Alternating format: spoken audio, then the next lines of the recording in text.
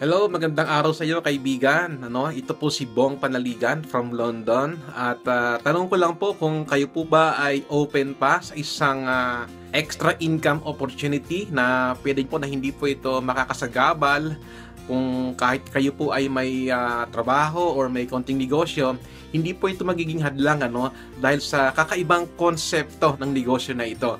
Marami na po kaming natulungan dito po sa UK, sa Italy, sa Sweden, maging po sa Philippines.